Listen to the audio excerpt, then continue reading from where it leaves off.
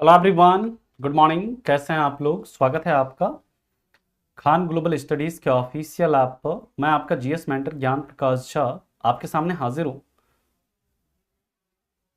Polity की अगली class लेकर। और आज हम लोग इसमें डिस्कस करने वाले हैं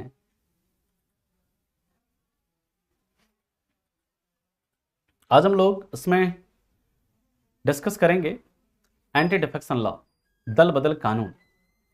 तो जितने भी बच्चे हैं एक बार सभी बच्चे जुड़ जाएंगे एंड फिर हम लोग स्टार्ट करते हैं आज के सेशन को और देखते हैं आज के इंपॉर्टेंट और महत्वपूर्ण कॉन्सेप्ट को। तो एक बार सभी बच्चे जुड़ जाएंगे फिर हम लोग आज के सेशन को स्टार्ट करते हैं।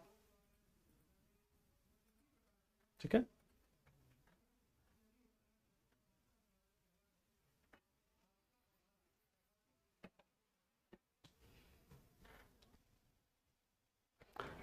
ये दूसरी क्लास है, ये अभी जो हुई है ना।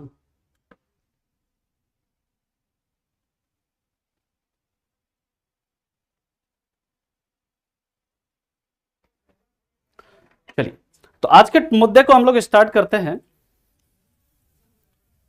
आज का जो सबसे पहला मुद्दा है हमारा वो है एंटी डिफेक्शन लॉ।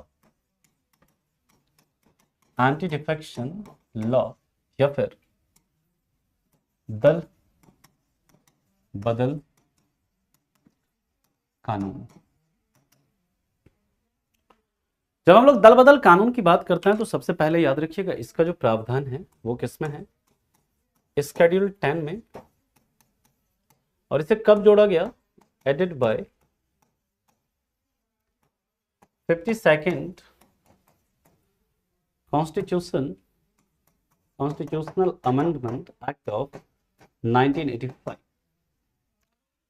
एक्चुअली क्या होता है, 1966 की एक घटना, एक हरियाणा में एक एमएलए हुआ करते गयालाल। वो क्या करता, विद इन 48 आवर्स वो 3 बार पार्टी अपनी बदलते हैं, है ना। 3 बार अपनी पार्टी बदलते हैं और उसी से यहां पर ये एक नया कॉन्सेप्ट आता है आयाराम गयाराम का, है ना। आयाराम गयाराम, है ना, मतलब गयाराम इज आयाराम, है ना, ऐसा इसमें कहा गया था। खैर, हम लोग आते हैं इस मुद्दे पर, ये क्यों, इसको क्यों जोड़ा गया था। याद रखिएगा, to prevent horse trading. Horse trading, sir ये हॉर्स ट्रेडिंग क्या है? हॉर्स ट्रेडिंग क्या है सर? यहां पर हॉर्स ट्रेडिंग का मतलब ये मत समझ जाना कि घोड़ा जो है, घोड़े को खरीदना बेचना, ऐसा नहीं है।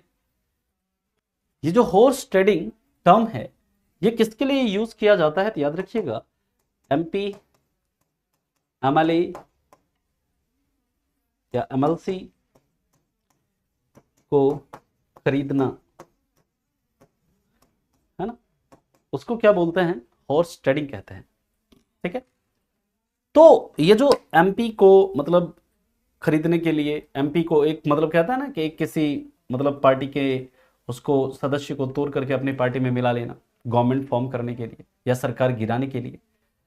ये जो हॉर्स ट्रेडिंग होता है इसको प्रिवेंट करने के लिए, इसको समाप्त करने के लिए क्या किया गया? इसको समाप्त करने के लिए ये एंटी डिफेक्शन लॉ का प्रावधान जोड़ा गया। कब? 1985 में। किसमें? हमारे संविधान में, 52वें संविधान संशोधन के द्वारा। और इसमें प्रावधान क्या क्या किए गए इसके बारे में हम लोग बात करते हैं। तो इसके अंदर जो प्रोविजंस हैं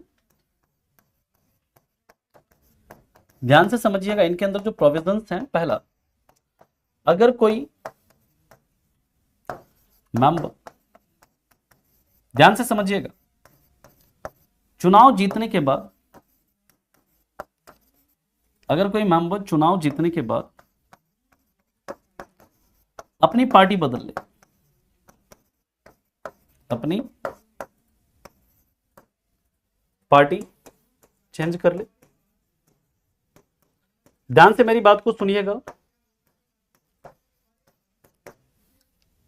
यानी अगर कोई एमपी, अगर कोई मेंबर है, कोई एमपी है, कोई एमएलए है, हाँ?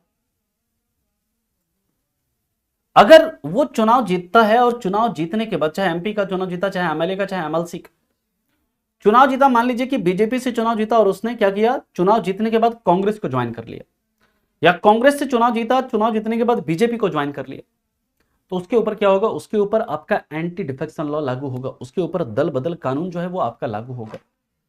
दूसरा, पहले आप इतना लिखिए, फिर चलते हैं इसके आगे और क्या क्या कंडीशन है उसके ऊपर हम लोग बात करेंगे।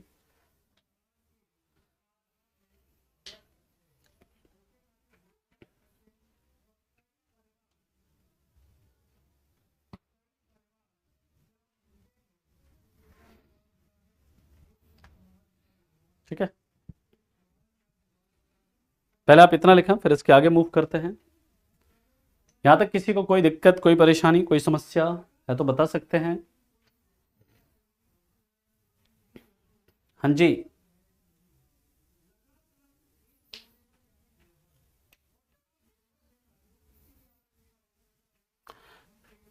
चला नेक्स्ट पॉइंट पर।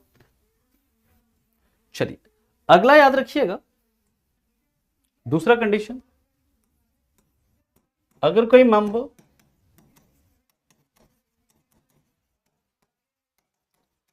चुनाव जीतने के बाद अपनी पार्टी से इस्तीफा दे दे, अपनी पार्टी से इस्तीफा दे दे,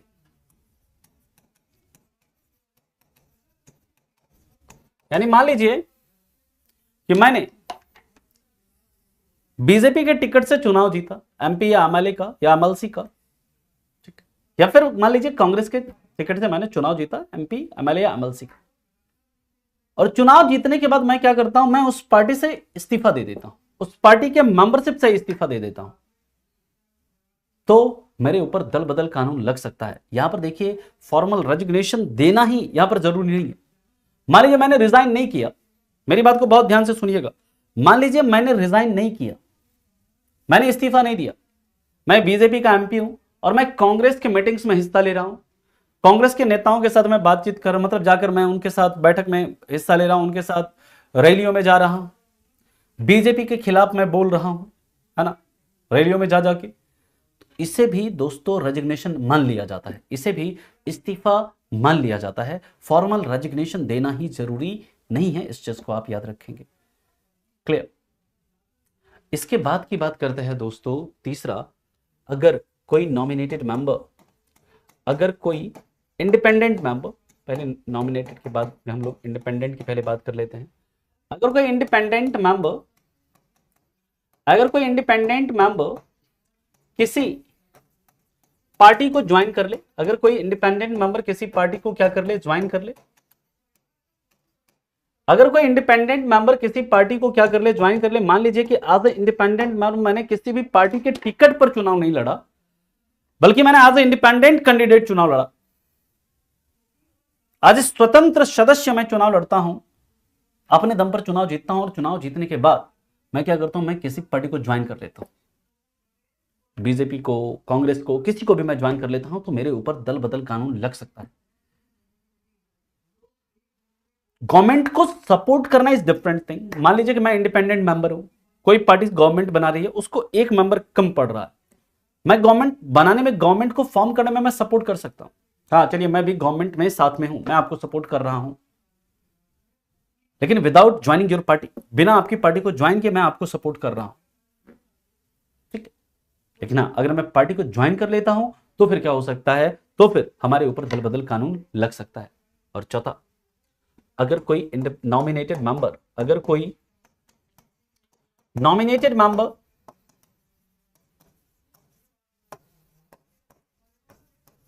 नॉमिनेशन के 6 मंथ के बाद, नॉमिनेशन के 6 मंथ के बाद, नॉमिनेशन के 6 मंथ के बाद किसी पार्टी को ज्वाइन करे, नॉमिनेशन के 6 मंथ के बाद किसी पार्टी को ज्वाइन करे, नॉमिनेशन के बाद 6 मंथ बाद किसी पार्टी को ज्वाइन करे, तो उसके ऊपर भी दल बदल कानून लग सकता है। अगर कोई मान लीजिए नॉमिनेटेड मेंबर है, आपको पता है राज्यसभा में राष्ट्रपति क्या कर सकते हैं, 12 सदस्यों को मनोनीत करते हैं। इसी तरह विधान परिषद में राज्यपाल 1/6 सदस्यों को नॉमिनेट करता है, किससे, art, science, literature, social services and cooperative movement से। कहां पर, विधान परिषद में, लेजिस्लेटिव काउंसिल में कौन, राज्यपाल 1/6 सदस्यों को नॉमिनेट करते हैं। तो यहां पर दोस्तों याद रखिएगा, ये जो नॉमिनेटेड मेंबर हैं, अगर ये नॉमिनेशन के 6 मंथ के बाद किसी पार्टी को ज्वाइन करते हैं तब इस पर दल बदल कानून लगेगा। विद इन 6 मंथ ये किसी पार्टी को ज्वाइन कर सकते हैं।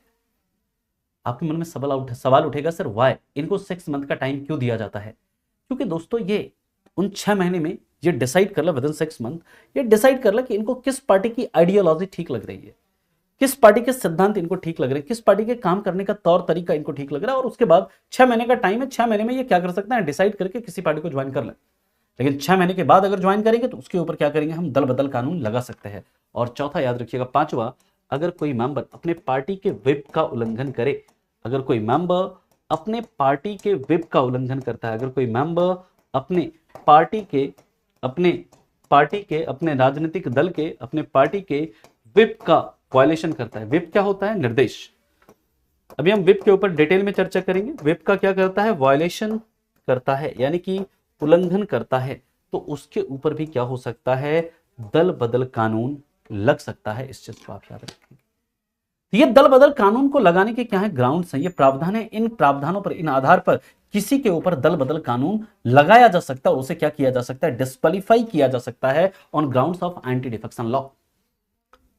ठीक है, पहले आप इतना लिखिए, फिर लेकिन यहां पर कुछ एक्सेप्शंस हैं, कुछ अपवाद हैं, है ना, कुछ नोट में कुछ पॉइंट लिखेंगे, फिर हम लोग इसके आगे और भी कई सारी चर्चा करेंगे। पहले आप इतना लिखो। यहां तक किसी को कोई डाउट है, कोई परेशानी है तो बताइए।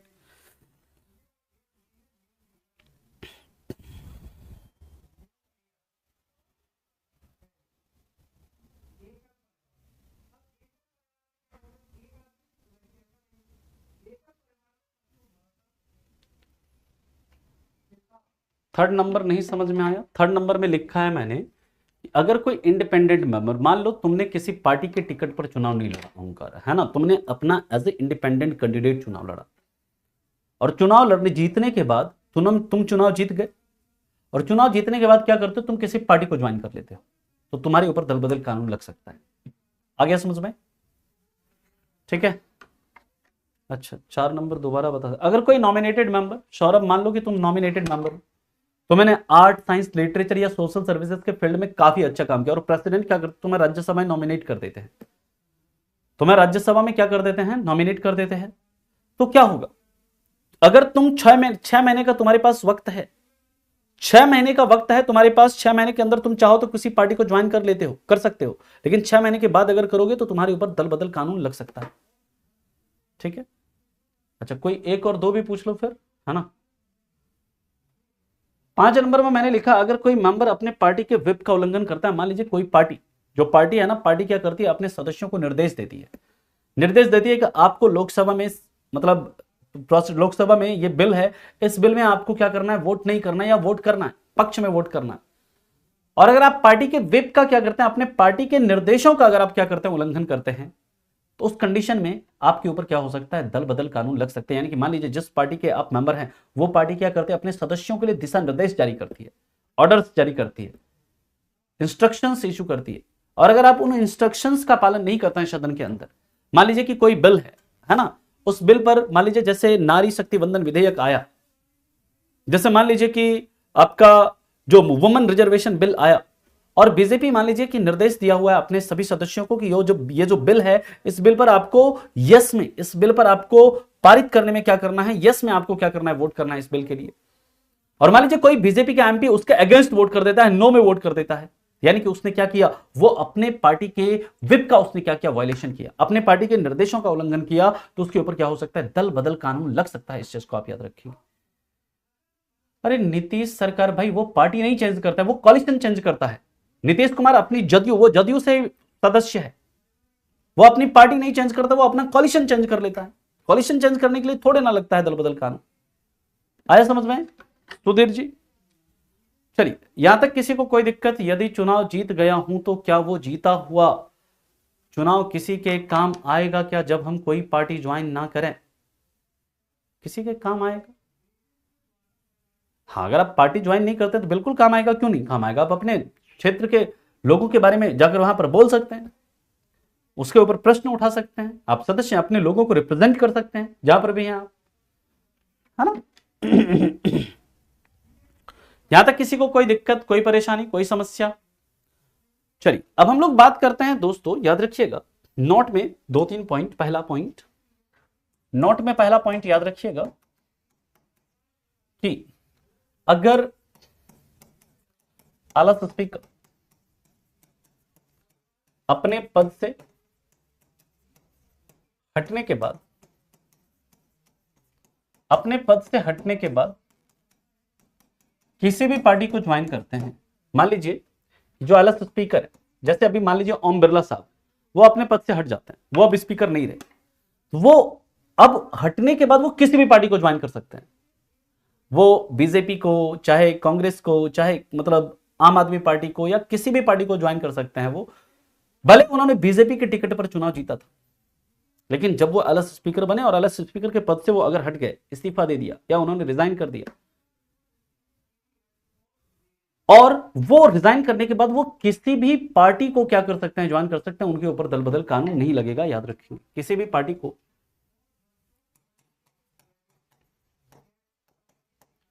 ज्वाइन कर सकते हैं,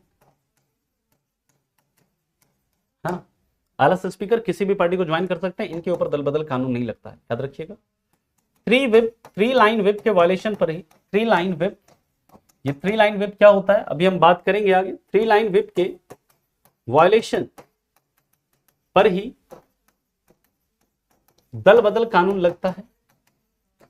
थ्री लाइन व्हिप के वायलेशन पर ही दल बदल कानून लगता है, यानी कि एंटी डिफेक्शन लॉ जो लगेगा वो 3 लाइन व्हिप के उल्लंघन पर लगता है। थ्री लाइन व्हिप क्या होता है हम लोग फर्दर डिस्कस करेंगे, अभी आपको बस इतना समझिए कि थ्री लाइन व्हिप होता है एक, उसका अगर वायलेशन होगा तभी, अगर थ्री लाइन व्हिप का वायलेशन होगा तभी आपका दल बदल कानून लगेगा, अदरवाइज नहीं लगेगा। और तीसरा आपको पता है, प्रेसिडेंट और वाइस प्रेसिडेंट के इलेक्शन में थ्री लाइन व्हिप के वायलेशन पर भी, थ्री लाइन व्हिप के उल्लंघन पर भी दल बदल कानून नहीं लगता, उल्लंघन पर भी दल बदल कानून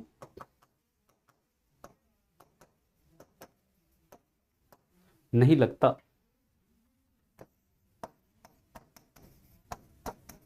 यानी आपको बताया था प्रेसिडेंट और वाइस प्रेसिडेंट का जो चुनाव होता है वो कैसे होता है, by secret ballot. Secret ballot यानी कि क्या होता है, गुप्त मतदान होता है। मान लीजिए कि बीजेपी के जो विप है, बीजेपी ने अपने सभी मेंबर्स को विप इश्यू किया कि प्रेसिडेंट का जो चुनाव है इसमें आप लोग क्या करेंगे, द्रौपदी मुर्मू को ही वोट करेंगे। लेकिन मान लीजिए कि कोई बीजेपी का एमपी, कोई बीजेपी का एमएलए, वो द्रौपदी मुर्मू को वोट नहीं करके कांग्रेस के कैंडिडेट यशवंत सिन्हा को वोट कर देता है। मान लीजिए किसी को पता चलना है, किसी को पता ही नहीं चलना है कि किसको वोट किया है, किसको नहीं किया है, तो क्या इसमें दल बदल कानून लगेगा? याद रखिएगा, दल बदल कानून नहीं लगेगा, क्योंकि यहां पर क्या होता है, सीक्रेट बैलेट के द्वारा चुनाव होता है। इस चीज को आप याद रखेंगे। तो पहले आप इतना लिखिए, फिर चलते हैं इसके आगे, अगले पॉइंट पर हम लोग मूव करते हैं।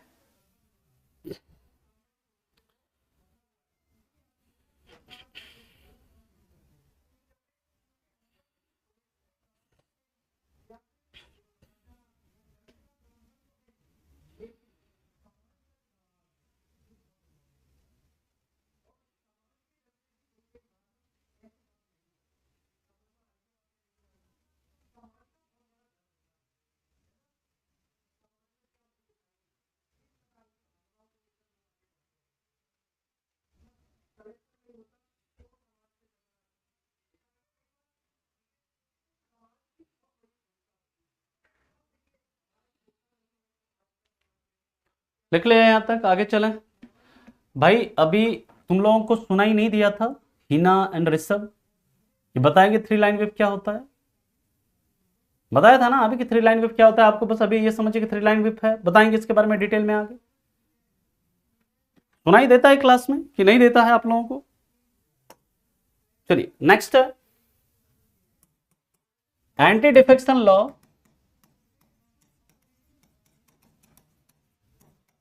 के आधार पर डिस्क्वालिफिकेशन के मामले में, डिस्क्वालिफिकेशन के मामले में, डिस्क्वालिफिकेशन के मामले में फाइनल डिसीजन प्रेजाइडिंग ऑफिसर के द्वारा लिया जाता है, प्रेजाइडिंग ऑफिसर के द्वारा लिया जाता है। यानी जो भी सदन के पीठासीन अधिकारी होंगे उनके द्वारा क्या होगा, यह फाइनल डिसीजन लिया जाएगा किसके मामले में, एंटी डिफेक्शन लॉ के मामले में। जैसे लोकसभा है, लोकसभा में प्रेजाइडिंग ऑफिसर कौन होंगे, लोकसभा के स्पीकर, अलग स्पीकर। यानी कि अगर लोकसभा के एमपी को डिस्क्वालीफाई करना है, उस संबंध में फाइनल डिसीजन किसके द्वारा लिया जाएगा, अलग स्पीकर के द्वारा। राज्यसभा में किसके द्वारा, राज्यसभा के चेयरमैन के द्वारा। लेजिस्लेटिव असेंबली में किसके द्वारा, विधानसभा के स्पीकर के द्वारा। और अगर कोई लेजिस्लेटिव काउंसिल का मेंबर है तो उसमें किसके द्वारा, लेजिस्लेटिव काउंसिल के चेयरमैन के द्वारा ये क्या किया जाएगा, डिसीजन लिया जाएगा। लेकिन याद रखिएगा इस संबंध में अयोग्यता से, इस संबंध में डिस्क्वालिफिकेशन से संबंधित, इस संबंध में डिस्क्वालिफिकेशन से संबंधित निर्णय लेने की, डिस्क्वालिफिकेशन से संबंधित निर्णय लेने की कोई निश्चित समय सीमा नहीं है। निर्णय लेने की कोई निश्चित समय सीमा नहीं है, कोई निश्चित समय सीमा नहीं है, कोई निश्चित समय सीमा नहीं है। यानी कि मान लीजिए, ध्यान से मेरी बात को सुनिएगा, कि मान लीजिए कि मैं बीजेपी का एमपी हूं और बीजेपी की गवर्नमेंट है, बीजेपी का क्या है, स्पीकर। मैं अगर क्या करता हूं, डिफेक्शन करता हूं। डिफेक्शन का मतलब क्या, मैं एक पार्टी को बदल करके दूसरी पार्टी में चला जाता हूं, डिफेक्शन कर लेता हूं, दल को बदल कर लेता हूं, फ्लोर को क्रॉस कर लेता हूं। डिफेक्शन के लिए फ्लोर क्रॉसिंग ये भी वर्ड यूज किया जाता है। फ्लोर क्रॉसिंग का मतलब क्या, जैसे आप सदन की गतिविधि देखेंगे तो एक तरफ रूलिंग पार्टी वाले बैठे रहते हैं, एक तरफ विपक्षी पार्टी वाले बैठे रहते हैं और बीच में फ्लोर होता है। जब कोई मान लीजिए रूलिंग पार्टी से इधर आ जाए फ्लोर क्रॉस करके, या फिर इधर से इधर चला जाए फ्लोर क्रॉस करके, उसको बोलते हैं क्रॉस फ्लोर क्रॉसिंग, या फिर उसी के लिए बोलते हैं डिफेक्शन। तो अगर मान लीजिए मैं बीजेपी का एमपी और बीजेपी की गवर्नमेंट है, बीजेपी का ही स्पीकर, और मैं बीजेपी से किसी अन्य पार्टी को ज्वाइन कर लूं, किसी अन्य मतलब राजनीतिक दल को मैं ज्वाइन कर लूं, तो जो स्पीकर है वो इंस्टेंट क्या करेगा, मुझे डिस्क्वालीफाई कर देगा। क्योंकि यहां पर स्पीकर, जो भी प्रेजाइडिंग ऑफिसर हैं, उनको कितने दिन के अंदर डिसीजन लेना है इसकी कोई निश्चित समय सीमा नहीं है, कोई फिक्स टाइम नहीं है, within this time limit, within 1 week या within 1 month, within 6 month, कितने दिन के अंदर डिसीजन लेना है, कोई निश्चित समय सीमा नहीं है। और वहीं अगर दोस्तों मान लीजिए कोई अपोजिशन का मेंबर, कोई विपक्षी दल का मेंबर मान लीजिए कि क्या करता है, डिफेक्शन करके वो अगर बीजेपी को ज्वाइन करता है मान लेते हैं, या किसी जो भी रूलिंग पार्टी है उसको ज्वाइन करता है, तो वहां पर क्या है, वहां पर दोस्तों क्या होता है, जो स्पीकर है ना वो कान में तेल डाल के सो जाता है, कहता है अरे ये तो हमारी पार्टी को ज्वाइन किया है ना इसने, तो क्यों ही इसके खिलाफ डिसीजन लेना, क्यों ही इनको डिफेक्ट, मतलब क्यों ही इसको, इसके खिलाफ कोई निश्चित समय सीमा तो है नहीं कितने दिन के अंदर निर्णय लेना है या नहीं लेना है। ठीक, क्लियर। अब हम लोग बात करता है दोस्तों, इसके बाद अगले पॉइंट पर चलते हैं। पहले आप इतना लिखिए, यानी कि यहां पर इसको कितने दिन के अंदर डिसीजन लेना है इसकी कोई निश्चित समय सीमा नहीं होती है, इस चीज को आप याद रखेंगे। तो फटाफट इसे लिखा, फिर चलते हैं इसके आगे।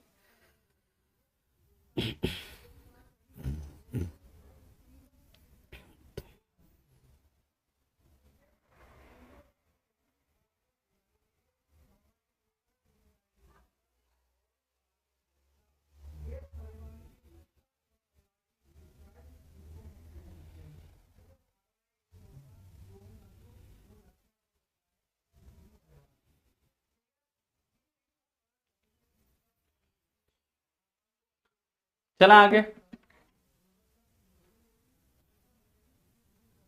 यहां तक किसी को कोई दिक्कत?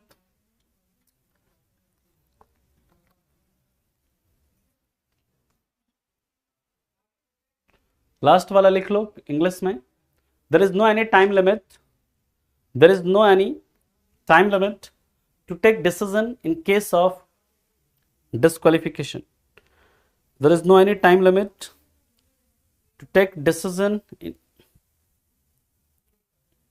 Take decision in case of disqualification.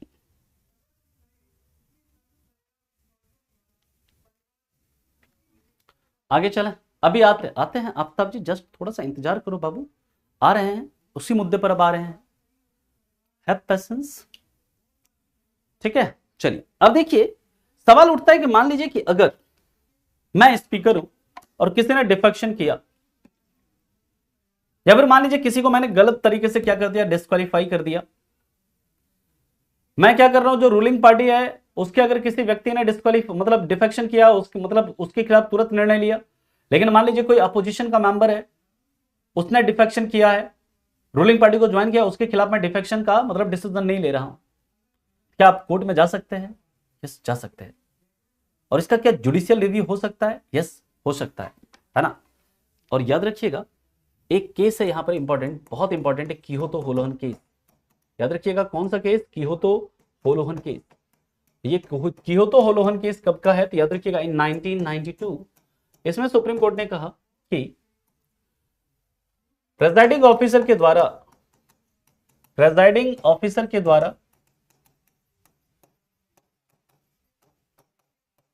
Anti defection law से संबंधित, एंटी डिफेक्शन लॉ के डिस्क्वालिफिकेशन से संबंधित निर्णय का, डिस्क्वालिफिकेशन से संबंधित निर्णय का यानी डिसीजन का जुडिशियल रिव्यू हो सकता है, जुडिशियल रिव्यू हो सकता है। यानी कि अगर ये किसी को गलत तरीके से डिस्क्वालीफाई करते हैं या फिर किसी को डिस्क्वालीफाई नहीं कर रहे हैं तो इसका जुडिशियल रिव्यू क्या है? हो सकता है। अब यहां पर दोस्तों याद रखिएगा एक होता है स्प्लिट। स्प्लिट यानी क्या होता है? टूट का मतलब क्या होता है? याद रखिएगा जब किसी पार्टी के 1/3 सदस्य यानी 1/3 मेंबर एक साथ किसी पार्टी को ज्वाइन कर ले, मिनिमम 1/3 मेंबर एक साथ किसी पार्टी को ज्वाइन कर ले।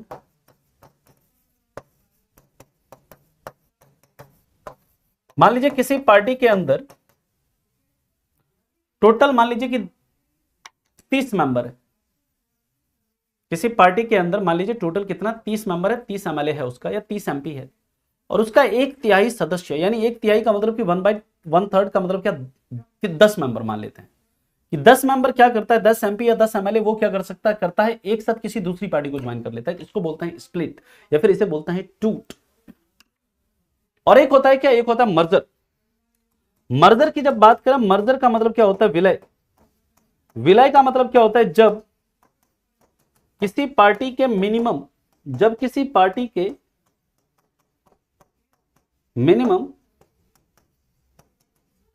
2/3 मेंबर यानी 2/3 सदस्य, 2/3 मेंबर एक साथ किसी दूसरी पार्टी को ज्वाइन कर ले।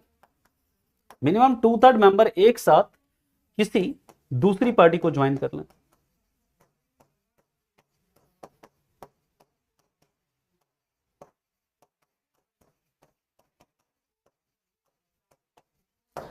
एक साथ किसी दूसरी पार्टी को ज्वाइन कर लें, यानी कि मिनिमम 2/3 मेंबर, मान लीजिए कि 30 मेंबर्स हैं, उसमें से मिनिमम 20 यानी कि 20 मेंबर अगर कम से कम किसी एक पार्टी से दूसरी पार्टी को ज्वाइन कर ले तो उसको क्या बोलते हैं? उसे बोलते हैं मर्जर यानी क्या बोलते हैं हम लोग? विलय बोलते हैं।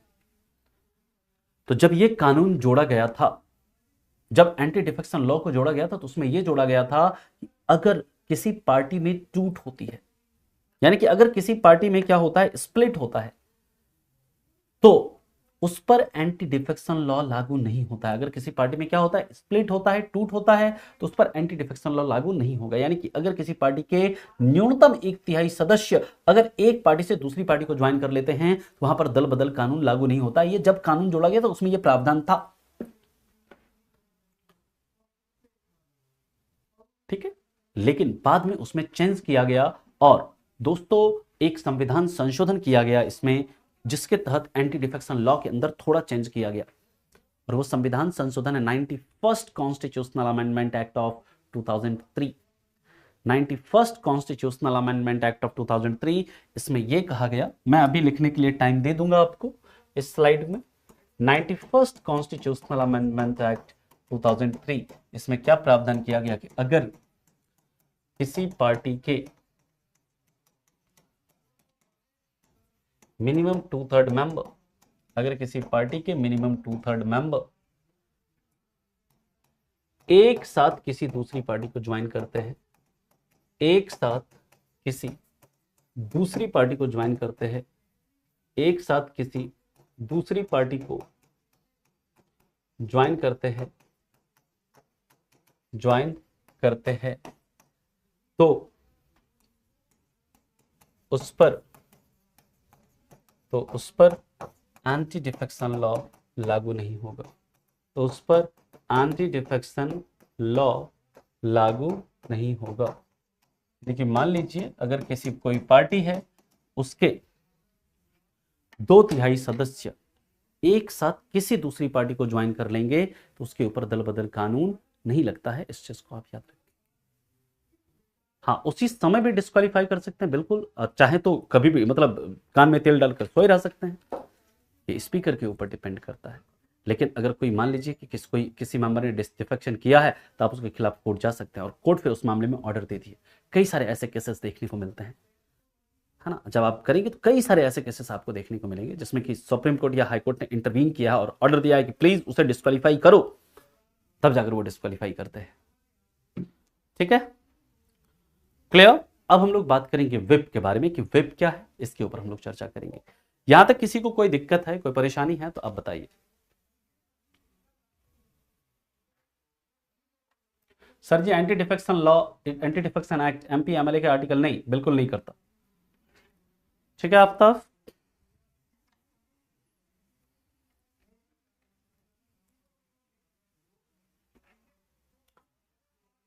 चलिए इसे आप लोग लिख लें पहले, फिर हम लोग इसके आगे चलते हैं। अब ये व्हिप क्या होता है इसके ऊपर हम लोग बात करेंगे।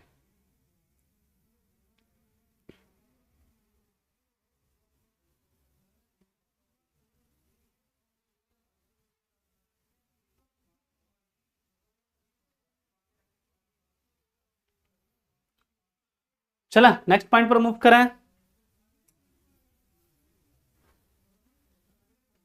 अरे हाँ या नहीं बताओ कुछ तो।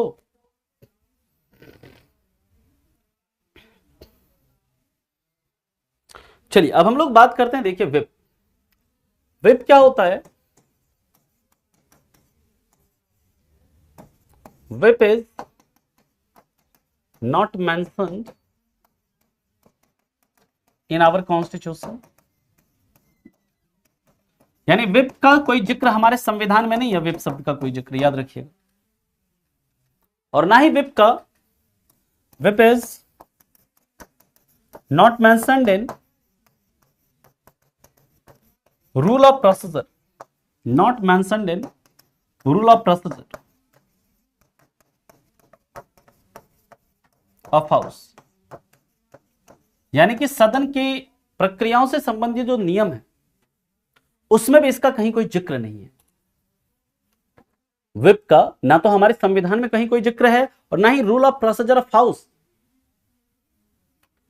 सदन की प्रक्रिया के जो नियम हैं उसमें भी कहीं पर इसका कोई जिक्र नहीं। तो सर है कहां पर जिक्र इसका कहीं पर जिक्र नहीं है, याद रखिएगा। ये क्या है, it is a general convention, it is a general convention, it is a general convention adopted from British parliament, यानी कि इसे ये एक सामान्य परंपरा है जिसे हमने ब्रिटिश के संसद से क्या किया है, अपनाया है। ये एक सामान्य परंपरा है जिसे हमने क्या किया है, ब्रिटेन के संसद से क्या किया है, हमने इसे अडॉप्ट किया है। इस चीज को आप याद रखेंगे। ठीक है, इसके बाद की बात करते हैं, याद रखिएगा व्हिप क्या है। तो whip is floor manager of the house, floor manager of house of any party, यानी ये किसी भी राजनीतिक दल के किसी राजनीतिक दल का क्या होता है, हाउस में क्या होता है, किसी भी सदन में क्या होता है, फ्लोर मैनेजर होता है। पहले मर्जर नहीं था, पहले स्प्लिट था शिवम, कि अगर किसी पार्टी के मिनिमम 1/3 मेंबर एक साथ किसी दूसरी पार्टी को, जो ओरिजिनल उसमें था एंटी डिफेक्शन लॉ में, वो ये था किसी पार्टी के अगर मिनिमम 1/3 सदस्य, अगर 1/3 मेंबर किसी दूसरी पार्टी को ज्वाइन कर लेते हैं तो दल बदल कानून नहीं लगेगा। ठीक, तो ये आसान था, तो इसे बाद में मुश्किल कर दिया गया। 91st कॉन्स्टिट्यूशनल अमेंडमेंट एक्ट, उसमें क्या कर दिया गया, अब किसी पार्टी के अगर मिनिमम 2/3 मेंबर, यानी कि अगर किसी पार्टी का मर्जर हो किसी दूसरी पार्टी में, तब जाकर दल बदल कानून नहीं लगेगा। स्प्लिट हो तो दल बदल कानून लगेगा, यानी कि अगर 1/3 मेंबर किसी दूसरी पार्टी को ज्वाइन करेंगे तो दल बदल कानून लगाएंगे, लेकिन अगर मिनिमम 2/3 मेंबर अगर एक पार्टी से दूसरी पार्टी में चले जाएंगे तो उस पर दल बदल कानून अप्लाई नहीं होगा। ओके, बिल्कुल किया। ये देखो हर्ष, यहां पर ना एक्चुअली मैं आपको बताऊं, ध्यान से मेरी बात को सुनिएगा, यहां पर जो art, science, literature and social services है, कि राज्यसभा में राष्ट्रपति art, science, literature and social services के क्षेत्र से क्या कर सकते हैं, राज्यसभा के अंदर किसी सदस्य को मनोनीत कर सकते हैं, राज्यसभा के अंदर किसी को मनोनीत कर सकते हैं। ये बस फॉर जनरल मतलब उसके लिए है, ऐसा कोई जरूरी नहीं कि इन्हीं 4 फील्ड से होता है, अन्य फील्ड से भी हो सकता है, जैसे सचिन तेंदुलकर स्पोर्ट्स से, पीटी उषा, ये बस नाम के लिए है, वहां पर किसी भी फील्ड से राष्ट्रपति करते हैं एक्चुअली में वहां पर, है ना। और सुधा मूर्ति जो है सोशल सर्विसेज, तो उनको तो किया ही जा सकता है, डेफिनेटली किया जा सकता है। क्लियर। अब हम लोग बात करते हैं इसके बाद, पहले आप यहां तक लिखें, यहां तक किसी को कोई दिक्कत है, परेशानी है तो आप बताइए, फिर हम लोग चलते हैं इसके आगे। यहां तक किसी को कोई दिक्कत है तो बताना।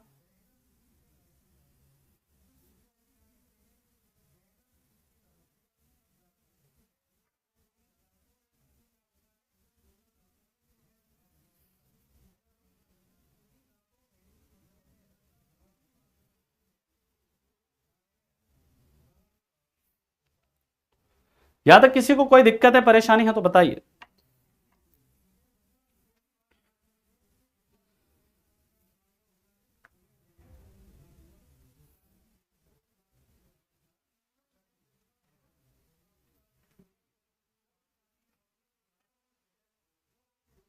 आ गया सबको समझ में?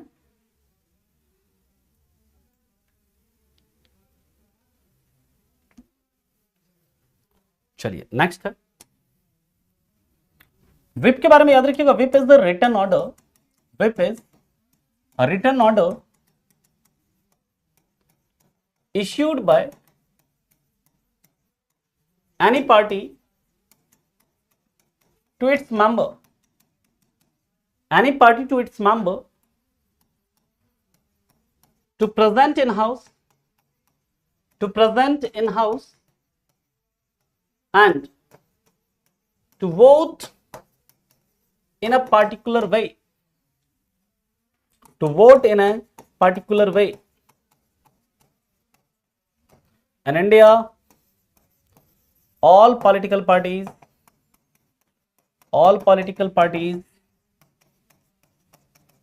can appoint whip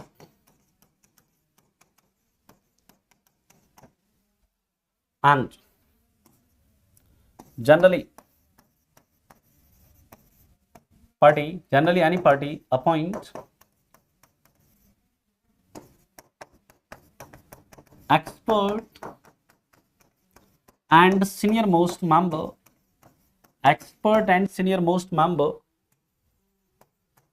as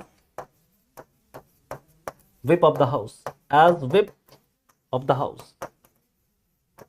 ध्यान से मेरी बात को सुनिएगा।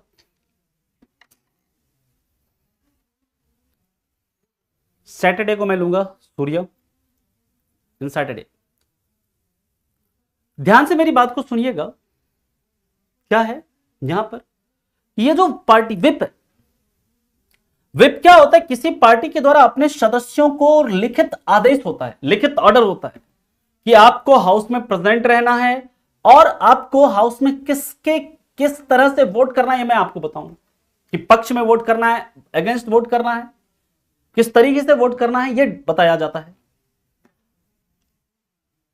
कोई भी पार्टी, जैसे मान लीजिए लोकसभा में मान लीजिए कांग्रेस के 50 सदस्य मान लो, तो लोकसभा क्या करेगा, उन 50 सदस्यों के ऊपर, वो 50 सदस्य डिसिप्लिन में रहें, वो 50 सदस्य जो कांग्रेस के वो करें, वो उसका प्रॉपर कितने मेंबर्स आ रहे हैं, पूरा अटेंडेंस वो चेक करेगा, जो हमारे 50 मेंबर उसमें कितने लोग आ रहे हैं सदन के अंदर कार्यवाही में, कौन कितना सीरियस है, कौन कितना सवाल, उसके ऊपर ध्यान रखता है। ये जो विप होता है, कोई भी पार्टी, मान लीजिए जैसे कोई भी पार्टी है, वो क्या कर सकता है लोकसभा या राज्यसभा में, अगर उसके सदस्य तो वो क्या कर सकता है, विप अपॉइंट कर सकता है अपना।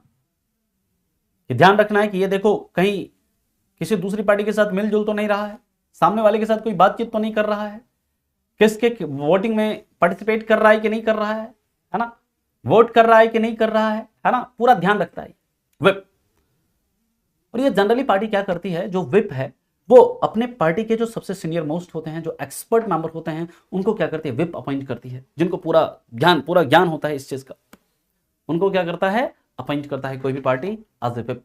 अब ये जो विप होता है ये आपका 3 तरह का होता है, एक होता है 1 लाइन विप, एक होता है 2 लाइन विप, एक होता है 3 लाइन विप। तो हम लोग उसके ऊपर अब बात करेंगे, पहले आप इतना लिखें फिर चलते हैं इसके आगे। यहां तक किसी को कोई दिक्कत, कोई परेशानी हो तो बताइए।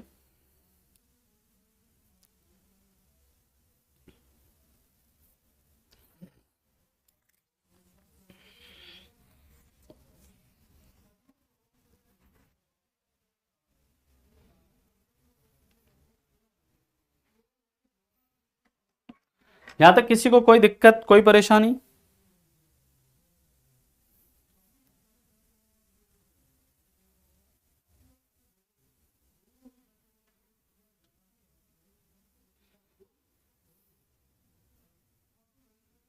हिंदी में बोलना लिख लीजिएगा।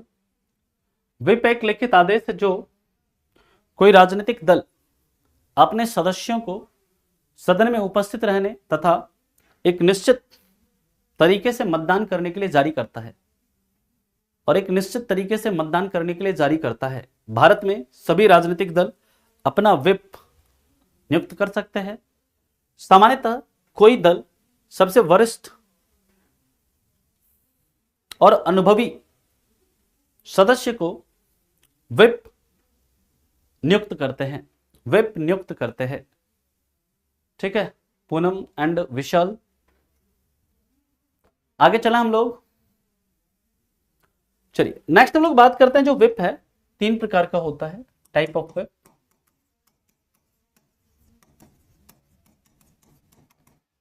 तो टाइप ऑफ विप में सबसे पहला 1 लाइन विप। 1 लाइन विप जो होता है ना, ये कब क्या इसको किया जाता है, ये सदस्यों को सदन में मतदान की जानकारी देने के लिए, मतदान की जानकारी देने के लिए जारी किया जाता है।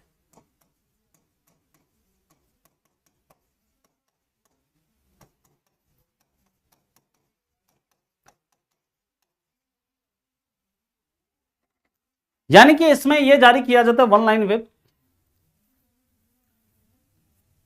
हाँ कोई पार्टी का जो विप होता है वो पूरे हाउस का होता है, बिल्कुल। मान लीजिए लोकसभा जैसे, लोकसभा में अगर किसी पार्टी का एक विप, कांग्रेस है, कांग्रेस के मान लीजिए 50 मेंबर है, तो उस कांग्रेस अपने किसी इस 50 में से किसी एक मेंबर को विप अपॉइंट कर देगा, कि जिसको ध्यान रखना उस 50 सदस्यों का क्या कर रहा है, नहीं कर रहा है ना। क्लियर? नहीं नहीं, ये हमेशा रहता है, हमेशा रहता है ये विप, श्रेया।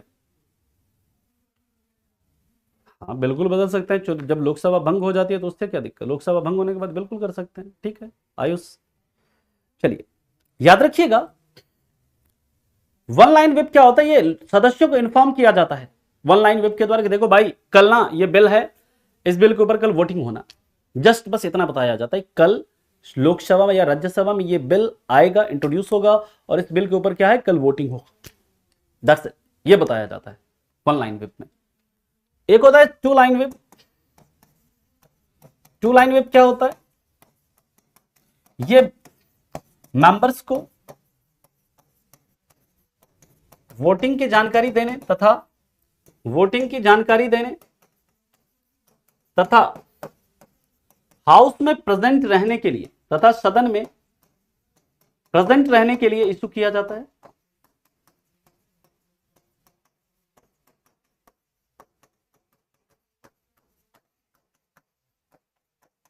यानी कि ये जो टू लाइन विप है, ये क्या कहता है, देखो भाई कल सभी पार्टी अपने मेंबर्स को इशू करती है कि देखो कल ये बिल है, ये बिल सदन में आएगा, इस पर वोटिंग होनी है and you have to be present in the house.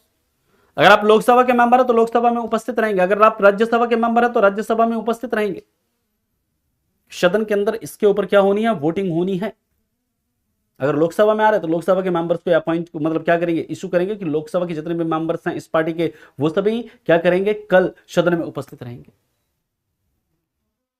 और तीसरा है आपका three line web. Three line web जो होता है, ये क्या होता है, थ्री लाइन वेब, ये वोटिंग के बारे में बताने, ये मेंबर्स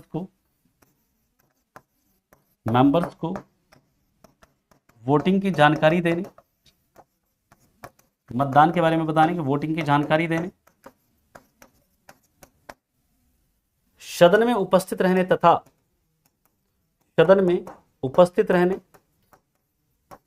तथा पार्टी के पक्ष में मतदान करने के लिए जारी किया जाता है। यहां पर देखिए, पार्टी के पक्ष में मतदान करने के लिए जारी किया जाता है, मतदान करने के लिए जारी किया जाता है।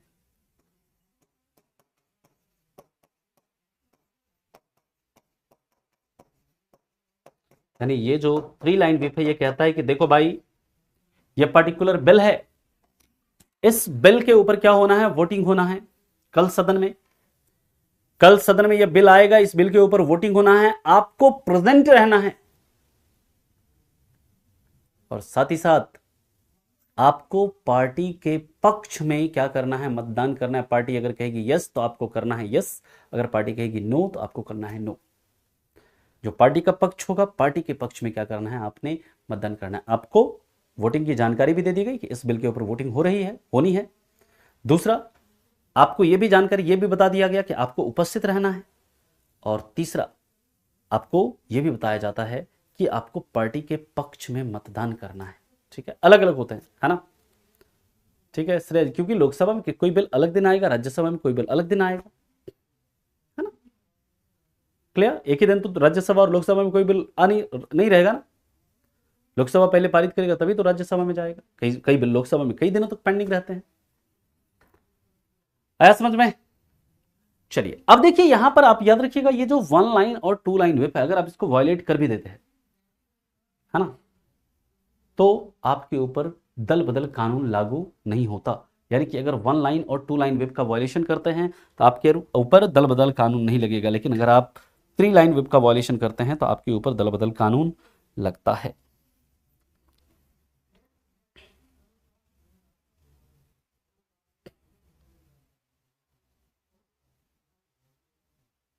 यहां तक किसी को कोई दिक्कत है, कोई परेशानी है तो बताइए।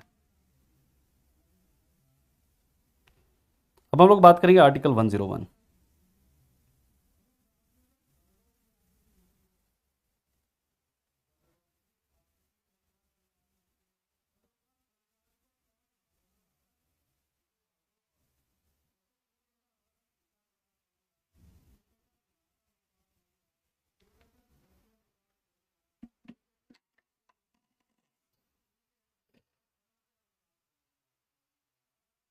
ठीक है, चलिए बहुत बढ़िया। अब हम लोग बात करते हैं article 101। Article 101, vacation of seats, vacation of seat in parliament.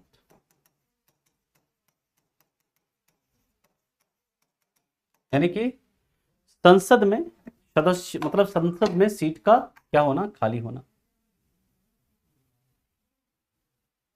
ठीक, संसद में सीट का क्या होना, खाली होना। यानी आर्टिकल 101 बताता है किस किस परिस्थितियों में संसद की सीट को खाली माना जाएगा। संसद की सीट को खाली माना जाएगा, तो सबसे पहला याद रखिएगा, अगर कोई व्यक्ति, अगर कोई पर्सन दोनों हाउस के लिए, अगर कोई पर्सन दोनों हाउस के लिए चुना जाता है,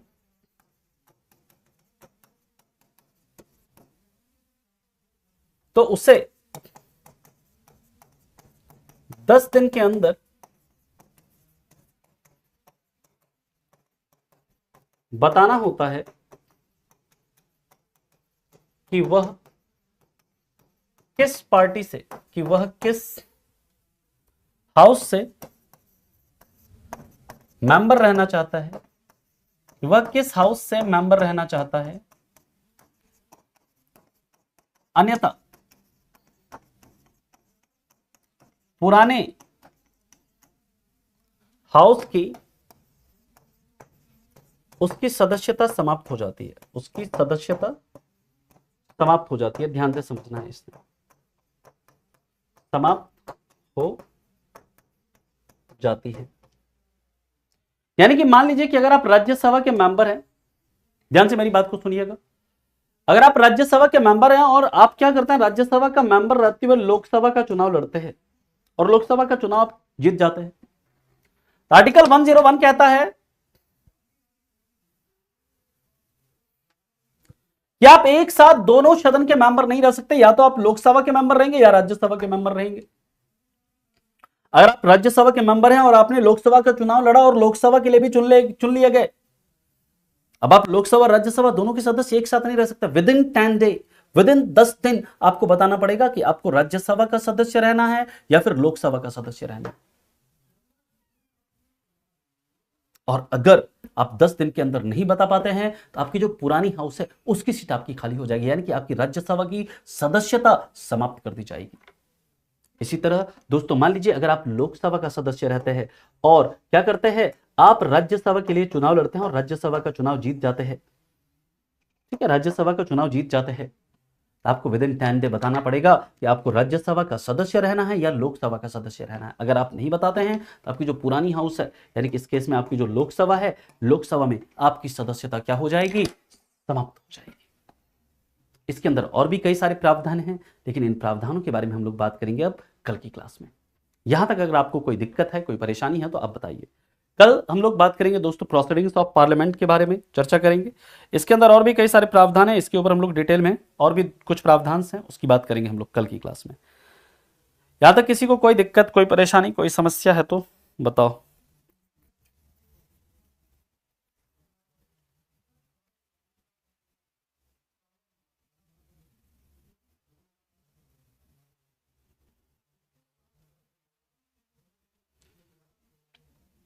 किसी को कोई दिक्कत नहीं है?